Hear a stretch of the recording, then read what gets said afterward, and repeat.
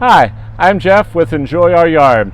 Today we're installing a raised garden bed. This is actually our fourth one, and because our soil has a lot of clay in it, we found that in order to have a nice vegetable garden, we have to use raised beds. So today we're assembling our fourth one, and we're going to share some tips that we've learned along the way.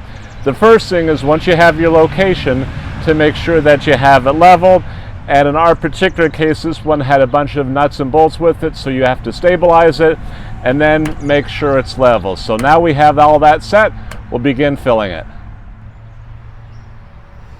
All right, and now we've got it assembled and in place. What we've done for these other beds is we've used something called Hugelkultur, which is a form of introducing nutrients at the bottom of the bed. In this case, we're going to use old wood, old branches that we've gotten from various trees and things that we've taken down.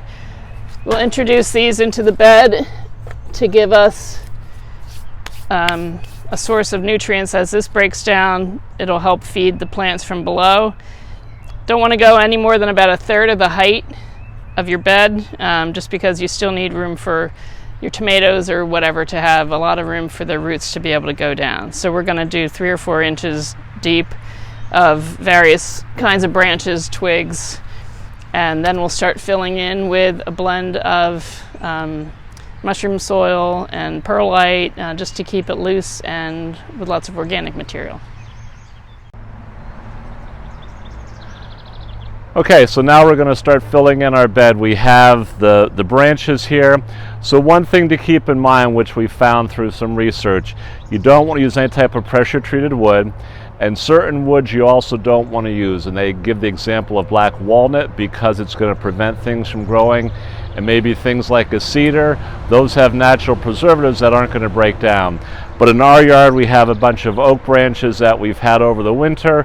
Perfect way to get rid of them. The nice thing about this is it's going to fill some space, less cost to you as far as the dirt. However, after about a year or so, this is going to break down. You just want to come back and fill in.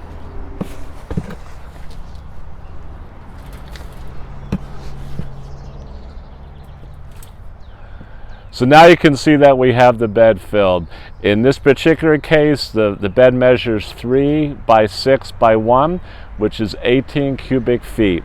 I purchased a half a yard of mushroom soil, and to that we added the peat moss and the perlite. So between that and those branches at the bottom, it filled up over a half of a yard of material. So now that it's done, I need to supplement it by trying to find some earthworms, and we can do that in a couple different ways. We also found that with our raised beds, the soil dries out faster. So this summer we're going to introduce an irrigation. If you don't have that for yours, you just have to be careful to really add a lot more water.